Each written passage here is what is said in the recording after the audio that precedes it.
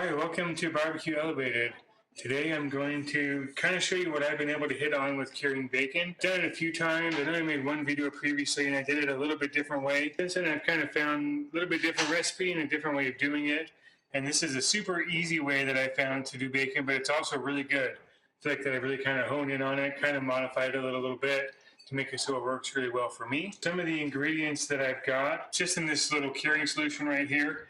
So this is some distilled water. It is dark brown sugar, which normally the recipes call for light brown sugar, but I found dark brown actually gives the bacon a much darker flavor. Sorry, not darker flavor, but a darker color, darker look to it. So it looks more like bacon. And then it's got coarse ground black pepper instead of just regular black pepper. Then it's got kosher salt, and then prog powder #1. So that's just a mixture here. It does really well. It's not a huge mixture. What I found is that it's actually a lot better and easier to use gallon bags. What I'll do is I'll take my pork belly and I'll cut it. Sometimes you have to kind of trim it up a little bit, but in this case, this pork belly was a larger one. It's about 6 pounds. I found about a 3-pound pork belly will fit into a 1-gallon bag. So just cut the pork belly in half. Get two 1-gallon bags. Cure 2 different pieces of bacon at the same time. Really simple. All you do, once you get it all cut up and everything and form it the way you need it to be, just take the pork belly, slide it right into the bag, just get it in there so it fits nice and tight.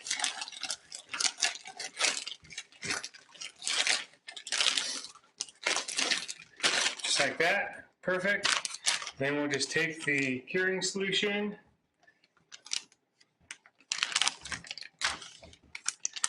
and just pour that straight in here.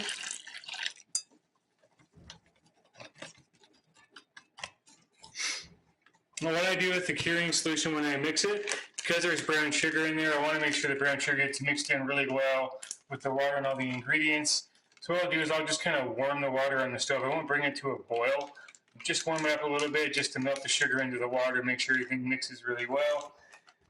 Once you get into the bag, I don't know if you saw, but you just kind of squeeze out as much of the air as you possibly can. Try to make it as airtight as possible.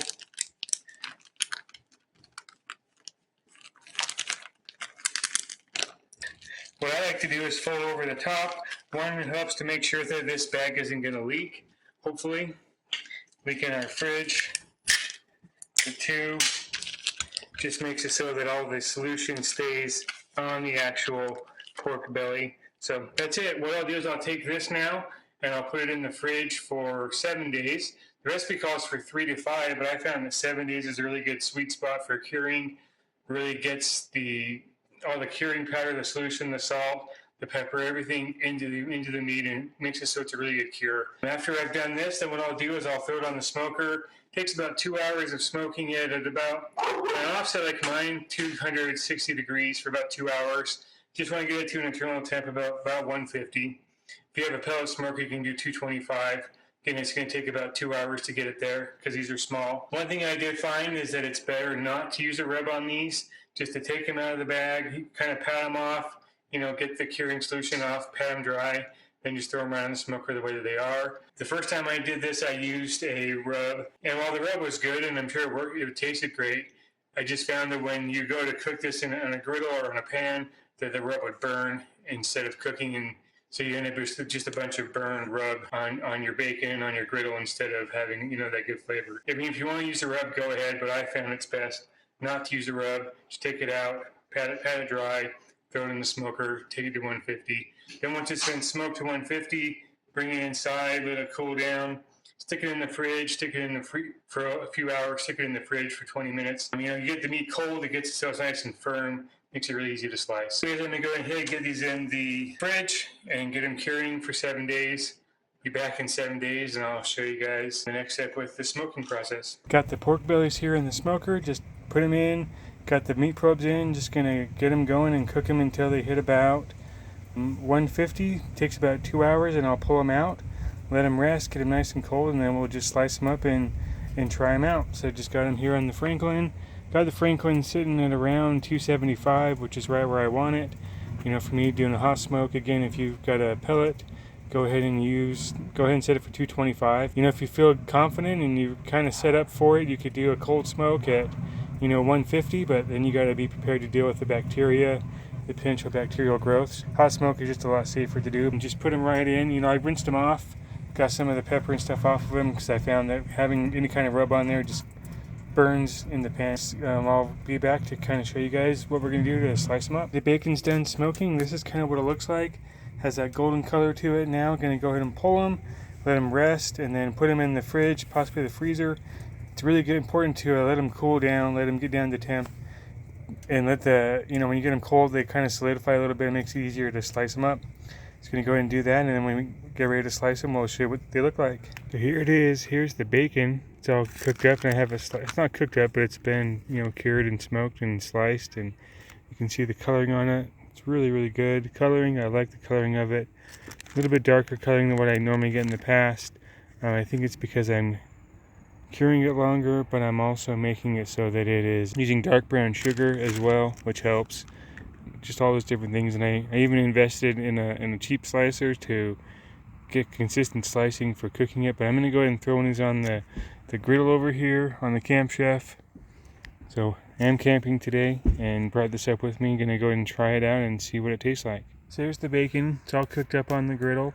You can see it's more wavy now, kind of like what bacon's supposed to be after it's cooked, and it still just has that darkened color. The thing that you'll notice, at least from the last time I cooked it, is last time I did a video on this, is I didn't put any rub on it before I smoked it, and so there's no burnt stuff on the bacon. Before, it's like burnt all around the edges and burnt all over the top of it, and it was just all the rub that was burning. Without doing that, now it's much more like normal bacon.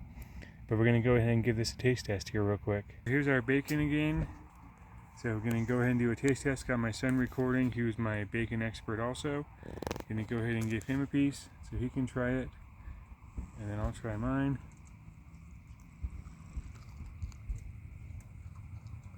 It's really good. Tastes really good. It's you know, tender, and it falls apart, which is kind of cool. So it's not super tough.